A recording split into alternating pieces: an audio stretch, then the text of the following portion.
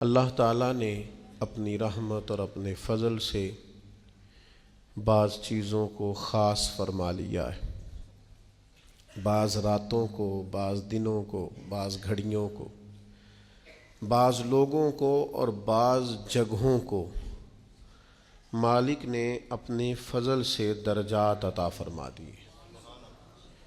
لیلۃ القدر کی رات 1000 مہینوں سے افضل رات ہے، ایک رات ہو کر۔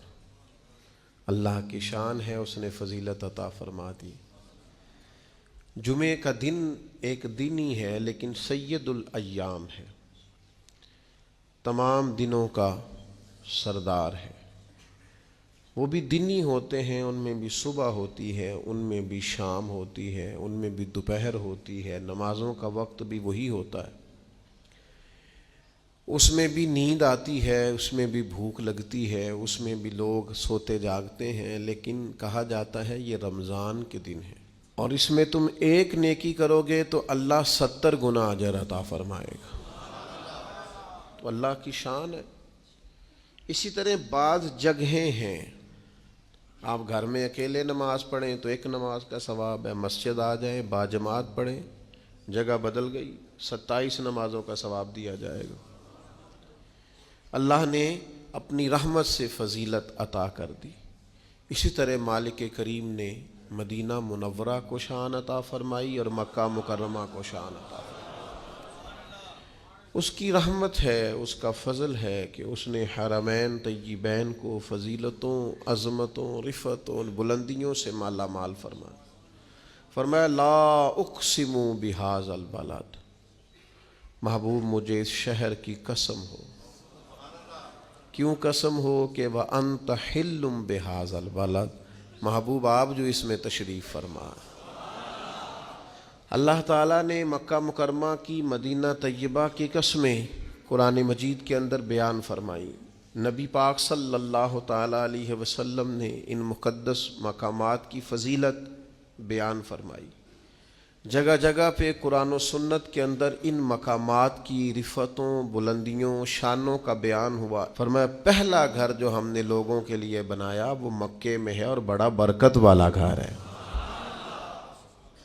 تو اللہ تعالیٰ نے اس گھر کو، بیت اللہ شریف کو عظمتیں عطا فرمائیں۔ اس کی تعمیر کا ذکر ارشاد فرمایا وَإِذْ يَرْفَعُ إِبْرَاهِيمُ الْقَوَاعِدَ مِنَ الْبَيْتِ وَإِسْمَاعِيلُ، فرمایا وہ وقت بھی یاد کریں جب ابراہیم اور اسماعیل اس گھر کی بنیادیں بلند کر رہے تھے اور ساتھ کہہ رہے تھے ربنا تقبل منا، اے اللہ اس خدمت کو ہم سے قبول فرما لے۔ اللہ تبارک و تعالیٰ نے مقامات مقدسہ کی فضیلت کو بیان کیا۔ نبی پاک علیہ السلام نے اس کی عظمت کا بیان فرمایا۔ حضور نے فرمایا جو شخص بیت المقدس میں نماز پڑھے، ایک نماز نہیں 25,000 نمازوں کا ثواب دیا جائے گا، اور جو مسجد نبوی میں نماز پڑھے ایک نماز پر 50,000 نمازوں کا ثواب پائے، اور جو حرم مکہ میں نماز پڑھے ایک نماز پر 1,00,000 کا ثواب اللہ عطا فرمائے۔ اللہ تعالیٰ نے پھر یہ بھی کرم کیا کہ مسلمانوں کے دلوں میں مکے اور مدینے کی محبت کو پیدا فرمایا۔ چھوٹے چھوٹے بچے، عمر رسیدہ بزرگ، ضعیف العمر لوگ اللہ کے فضل اور اس کی توفیق سے بیمار بھی، کمزور بھی، ان کے دل کھنچے چلے جاتے ہیں بیت اللہ شریف کی طرف۔ ان کی روحانی طلب ہر وقت اس بات کا تقاضا کرتی ہے کہ وہاں کی حاضری نصیب ہو جائے۔ میں دوستوں سے یہ کہہ رہا تھا، ایک صاحب تھے وہ امریکہ سے 14 گھنٹے 14.5 گھنٹے کی فلائٹ کے ساتھ امریکہ سے مکہ مکرمہ اور مدینہ طیبہ آئے حاضری کے لیے۔ 80 سال سے زیادہ عمر تھی، بڑھاپا تھا، پاکستانی تھے، پنجابی تھے، احرام باندھنے کا سٹائل ٹھیک نہیں تھا۔ تو مجھے ایک صاحب نے کہا کہ انہوں نے مسئلہ دسو تہاڈا عمرہ نہیں ہویا۔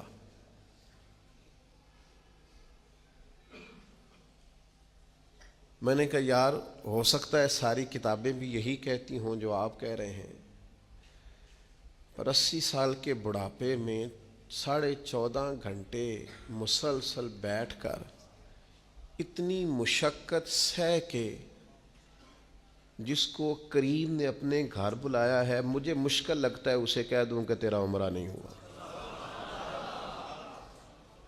میرے لیے ذرا مشکل ہے یہ مسئلہ بتانا۔ میں یہ بتا سکتا ہوں کہ یہ جو آپ نے احرام باندھا ہے اور یہ جو آپ نے کچھ کیا ہے معاملہ، اس میں یہ والی چیز درست نہیں ہے، پر میں یہ لفظ کہوں کہ تیرا عمر، میں کہوں میرے بس کی بات نہیں ہے۔ حضرت فضیل ابن عیاض فرماتے ہیں وہ بلاتا ہی اسے ہے جس کا اس نے قبول فرمانا ہوتا ہے۔ یہ اس کی شان کریمی نہیں ہے کہ کسی کو گھر بلا کے بھی کہے کہ جا میں تجھے خالی بھیجتا ہوں، وہ بلایا جو تو ذوق، شوق، درد اللہ نے دلوں میں پیدا کر دیا، طبیعتیں کھینچی چلی جاتی،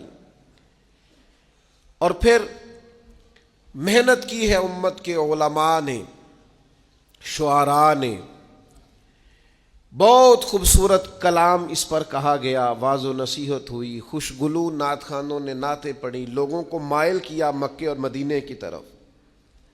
لیکن اب جب لوگ مائل ہو گئے ہیں، کثرت سے حاضری دینے لگ گئے ہیں، اب ہم نے تنقید شروع کر دی ہے، اور پھر تنقید بڑی انوکھی ہے۔ کوئی بار بار جائے تو اس کے پاس پیسے بہت ہیں، اور میں بار بار جاؤں تو مجھے بلاوا آتا ہے۔ کیا خوبصورت تقسیم ہے بھائی، کیا انوکھا فلسفہ ہے، اور کس طرح ہم نے کسی کے لیے رائے اور اپنے لیے عنوان اور بنا لیا ہے، یعنی کوئی بار بار جائے تو دیکھو جی پیسے جو ہوئے۔ تو یاد رکھنا، امیراں دی گل نہ فقیراں دی گل ہے، مدینے چ جانا نصیباں دی گل ہے۔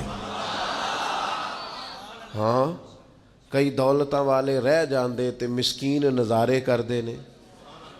تو یہ فلسفہ بھی ہمارا درست نہیں ہے کہ ہم تنقید کرنے بیٹھ جائیں۔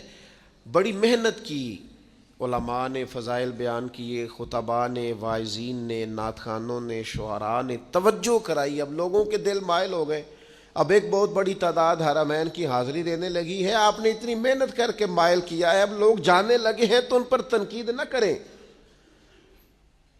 بلکہ ان کی تربیت کریں، جانے سے پہلے انہیں سمجھائیں، مسائل بتائیں، تربیت دیں۔ جو کرنے کا کام تھا وہ ہم نہیں کر پا رہے، اور جو ہمیں نہیں کرنا چاہیے تھا وہ ہم کر رہے ہیں۔ آپ تربیت دیں، آپ لوگوں کو سمجھائیں، لوگوں کو مسائل سے آگاہ کریں، ان کو ٹریننگ دے کر بھیجیں، کوشش کریں کہ لوگ صحیح مسائل سیکھ کر صحیح انداز میں حرمین جائیں، حج اور عمرہ وہ شرعی اصولوں اور ضابطوں اور قاعدے کے مطابق کر کے آئیں، لیکن تنقید نہ کریں، اور اگر کہیں تنقید کریں بھی تو وہ تنقید برائے تنقید نہ کریں۔ میں پہلے بھی کہہ چکا ہوں، آج پھر بات دہراتا ہوں کہ اللہ کے گھر میں جا کے اور بیت اللہ کے سامنے بیٹھ کے اور مدینہ منورہ میں جا کے اور حضور کے روضے پر بیٹھ کر بھی اگر لوگوں کے عیب ہی نظر آنے ہیں کہ فلانا کیا کر رہا ہے اور فلاں غلط کر رہا ہے اور فلاں دیکھو کدھر جا رہا ہے اور یہ دیکھو لوگوں کو کیا ہو گیا ہے اور یہ دیکھو جناب کیا معاملات ہیں، تو ہر چیز تقریروں کا عنوان نہیں ہوتی، ہر چیز گفتگو کا عنوان نہیں ہوتی۔ یہ کریم کا کرم ہے کہ لب واہ ہیں، آنکھیں بند ہیں، پھیلی ہیں جھولیاں، کتنی مزے کی بھیک تیرے پاک در کی ہے، اور روزے دے دوالے نے غلاماں دیاں ٹولیاں، ایک پیا سن دے کروڑاں دیاں بولیاں۔ آپ آزاد کریں لوگوں کو، تنقید نہیں کریں۔ تیسری گزارش آپ حضرات کی خدمت میں نے یہ عرض کرنی ہے، یہ ضروری نہیں ہے کہ ہر بندے کا ہر سال پھیرا لگے۔ صلاح الدین ایوبی جیسے دلیر ایک دفعہ بھی نہیں جا سکے، بڑی تعداد ہے علماء کی، مشائخ کی، بزرگوں کی، نہیں جا سکی۔ اور کون کہتا ہے وہ رہتے ہیں فقط مدینے میں، وہ تو رہتے ہیں اپنے عاشقوں کے سینے میں۔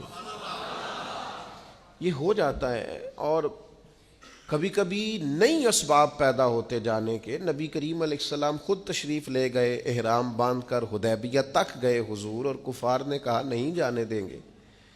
1400-1500 صحابہ بندے ہوئے احرام کھول کر واپس لوٹ آئے، اور حضور نے فرمایا اللہ اسباب بنائے گا، انشاءاللہ دوبارہ جائیں گے۔ کچھ ضروری نہیں ہوتا کہ ہر دفعہ ہی پھیرا لگے اور ہر دفعہ ہی چکر بنے، وہاں حاضری ہو نہ ہو، ہمارا دل تو ہر وقت مکے مدینے کے ساتھ جڑا رہنا چاہیے۔ ہماری خواہش تو ہر وقت ہونی چاہیے، ہماری طلب تو ہر وقت ہونی چاہیے، ہمارے اندر تڑپ تو ہونی چاہیے۔ وہ جو حدیث پاک میں فرمایا قیامت والے دن کچھ لوگوں نے حج نہیں کیا ہوگا، اس کی برکت سے ہی اللہ تعالیٰ انہیں جنت عطا کرے گا۔ کیا نہیں ہے پر اب فرمائے گا جاؤ تمہیں حج کی برکت سے جنت دی، تو وہ عرض کریں گے مالک ہم تو جا ہی نہیں سکے۔ تو اللہ فرمائے گا جب حاجی جاتے تھے دل تو تڑپتا تھا نا، دل تڑپتا تھا نا، تو اس تڑپ پر ہی تمہیں اجر دے دیا۔ تو یاد رکھنے کی بات یہ ہے کہ وہاں کا پیار اپنے سینے میں پیدا کیا جائے، محبت پیدا کی جائے اور دعا مانگی جائے۔ لیکن یہ کہ اگر کسی کی ہر روز حاضری نہیں ہوتی، ہر سال حاضری نہیں ہوتی تو کوئی حرج والی بات ہے، یہ تو اسباب ہے۔ وہ ایک ہمارے بزرگ تھے، کسی وجہ سے انہیں بین کر دیا گیا کہ وہ نہیں جا سکتے، بعض معاملات سیاسی ہوتے ہیں، بعض اور چیزیں ہوتی ہیں، تو امت میں اب اختلافات ہو جو گئے تو انہیں بین کر دیا گیا۔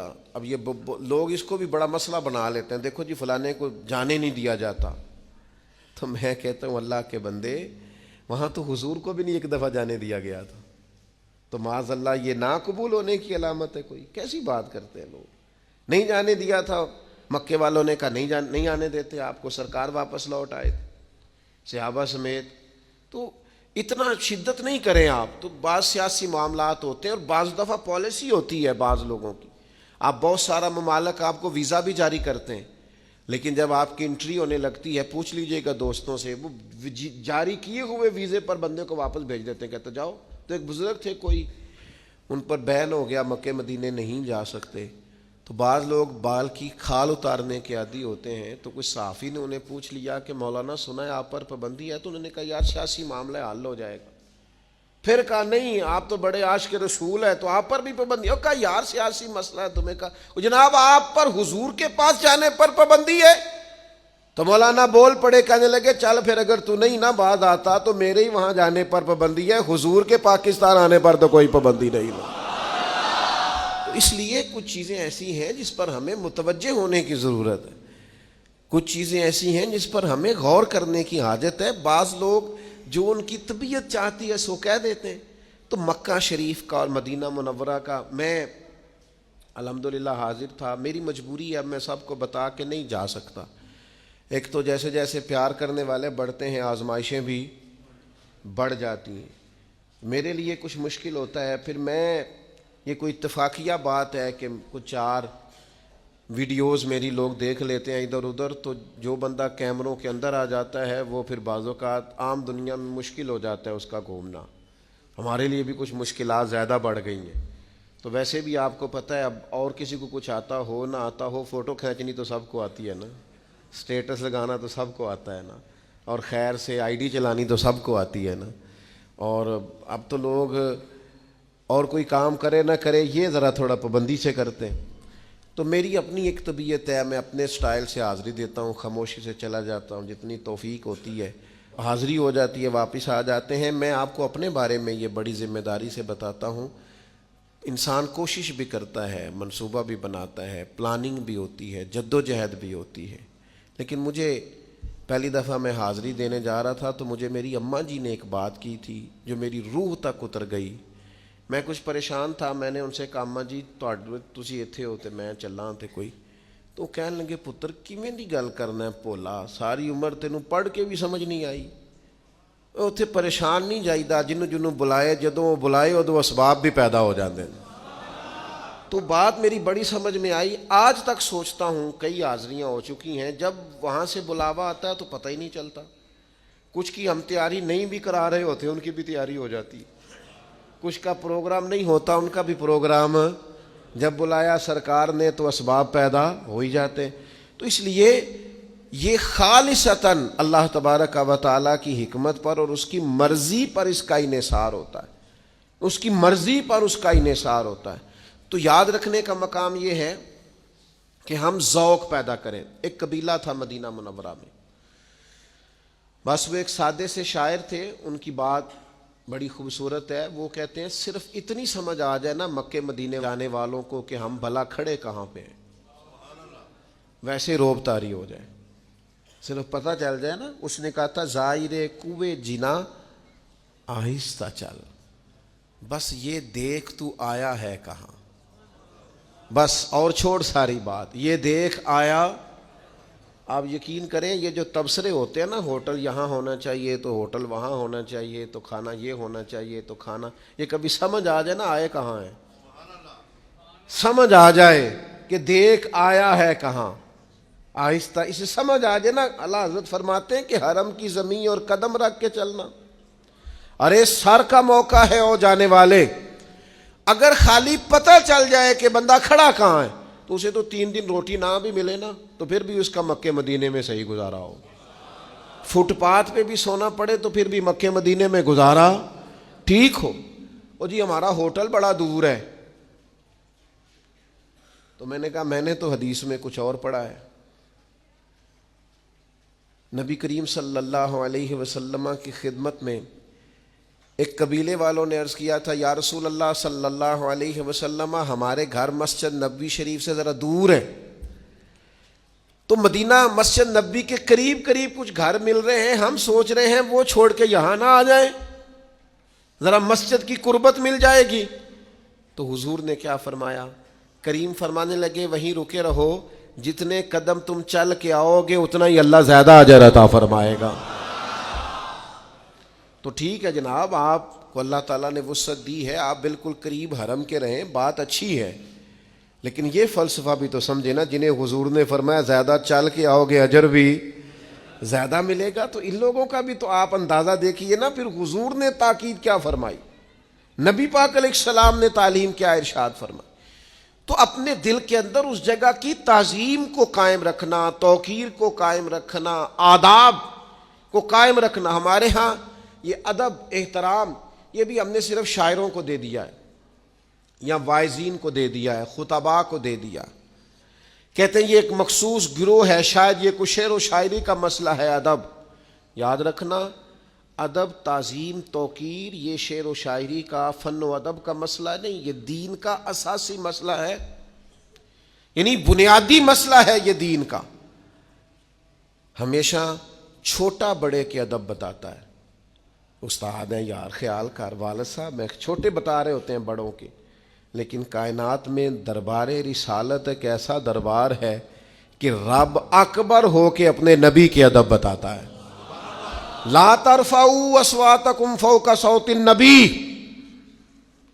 خبردار اپنی آوازیں میرے نبی کی آواز سے اونچی نہ کرنا، رب ادب بتاتا ہے۔ جب بھی کوئی نیا شخص مدینہ طیبہ میں آتا، جناب سیدنا صدیق اکبر رضی اللہ تعالیٰ عنہ اسے پکڑتے، کونے میں لے جاتے، پہلے حضور کا ادب بتاتے، تعظیم بتاتے، اس طرح کر کے بات کرنا یہ دربار رسالت ہے۔ نفس گم کردہ می آیت جنید و بایزیدی جا، یہاں تو جنید بغدادی اور بایزید بستامی آتے ہیں تو سانس اونچا نہیں لیتے، سانس اونچا، سانسوں کی بھی آواز ہوتی ہے نا، سانسوں کی آواز، سانسوں کا شور بھی درست۔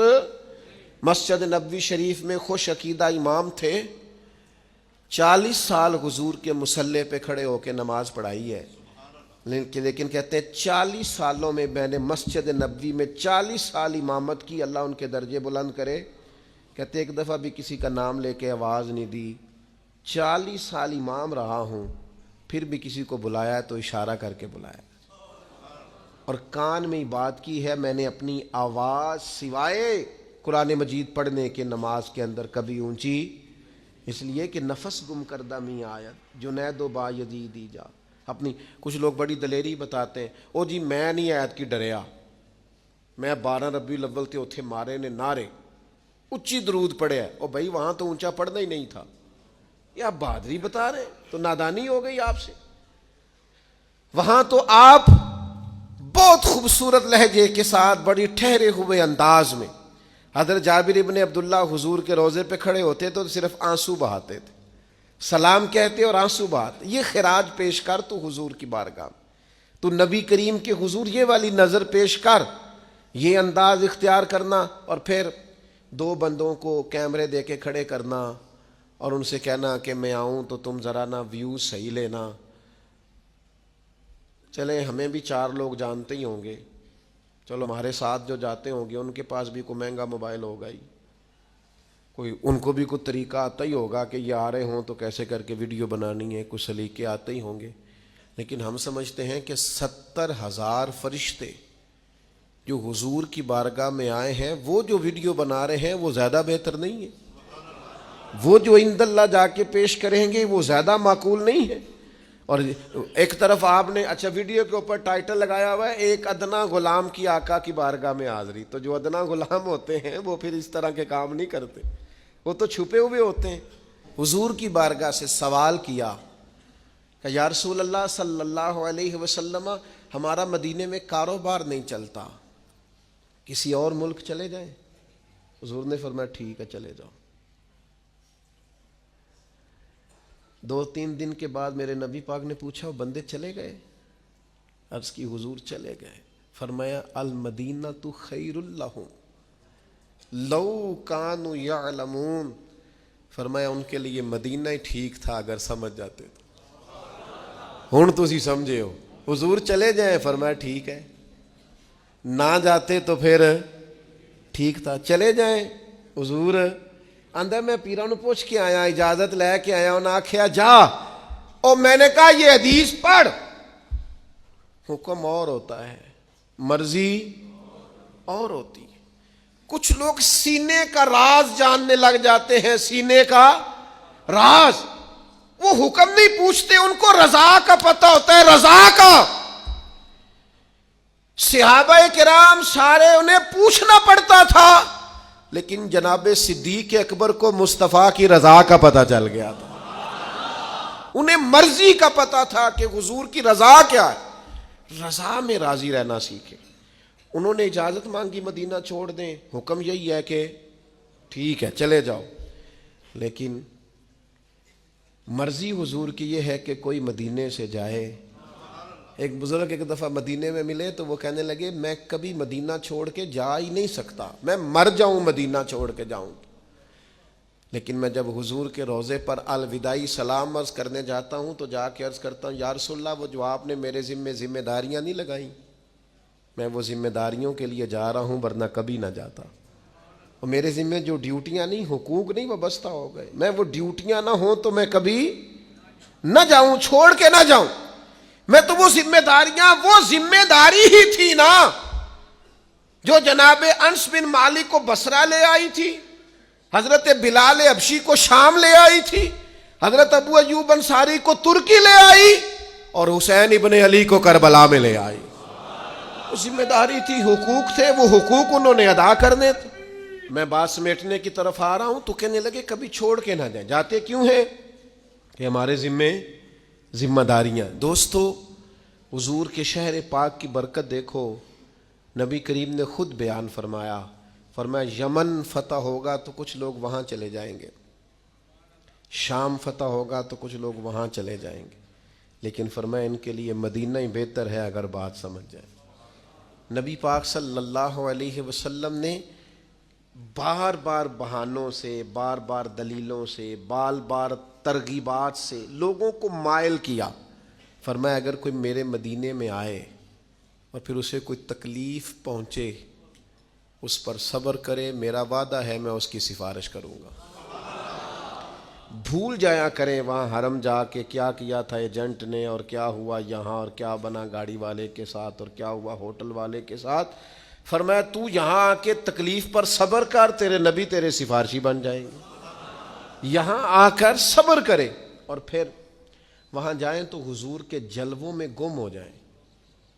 گلی گلی میری یاد بچھی ہے، پیارے رستہ دیکھ کے چل، جگہ جہاں وہاں خوشبو ہے حضور کے پسینہ نور کی، رخ جیسے آئینے میں مصور جڑا ہوا، اور ماتھے کی ہر لکیر پر قرآن لکھا ہوا، پھر بھی اس کی شان کے شایاں نہ کہہ سکا، میں بندہ تھا اس لیے کوئی قرآن نہ کہہ سکا، پھر بھی اس کی شان کے شایاں نہ کہہ سکا۔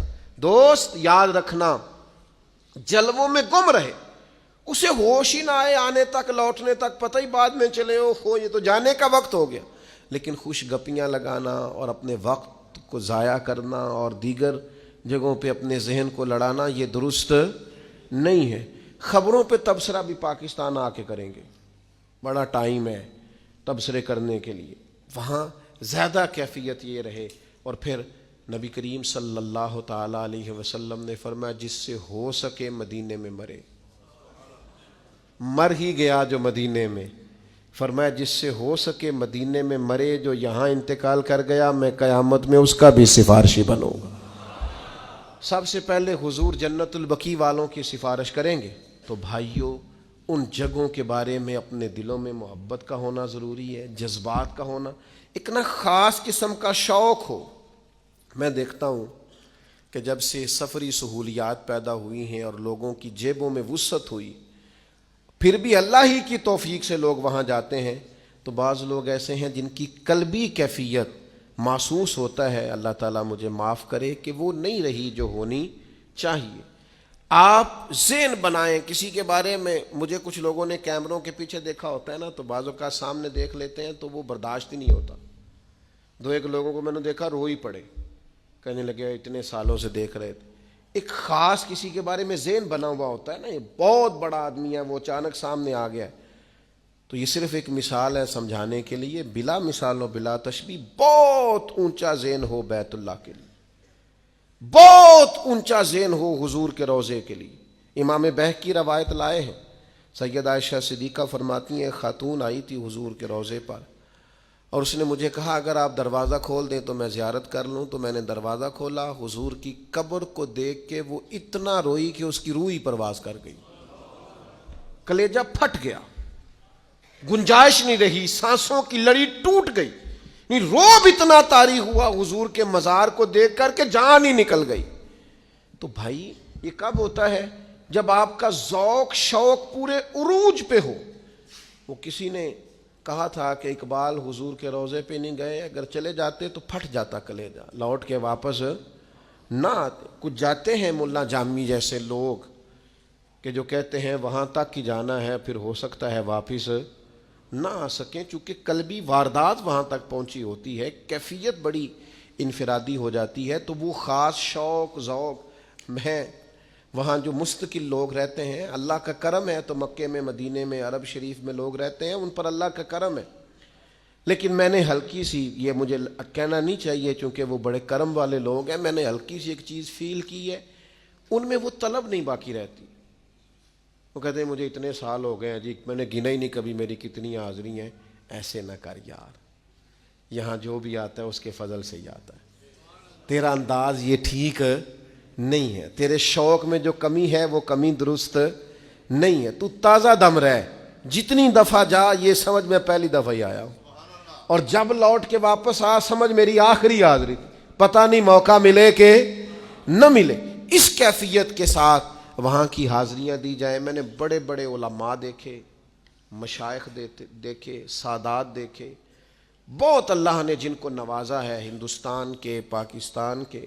اس سال ایک بنگلہ دیش کے بڑے عالم کو میں نے دیکھا، قرآن مجید کا انہوں نے انگریزی میں ترجمہ کیا ہوا ہے، قابل آدمی ہے، لیکن بالکل سادے سے انداز میں، اکیلے اور بالکل تنے تنہا، اور اپنے گلے کے اندر وہ حضور شیخ الاسلام خواجہ قمر الدین سیالوی رحمۃ اللہ علیہ جب جاتے تھے نا، تو اپنے گلے کے اندر خود کپڑا ڈال کے نا تو پکڑا ہوتا تھا انہوں نے دونوں سائڈوں سے، تو کہتے تھے حضور چاہیے تو یہ تھا کہ کوئی اس مجرم کو پکڑ کے لاتا، لیکن یہ مجرم خود ہی ہاتھ کڑی لگا کے حاضر ہو گیا، مہربانی کریں اس کے گناہ معاف کریں، اس سے درگزر کریں۔ تو یوں کر کے وہ بزرگ بھی میں نے دیکھا، رومال کو زور سے پکڑے حضور کی بارگاہ میں جا رہے۔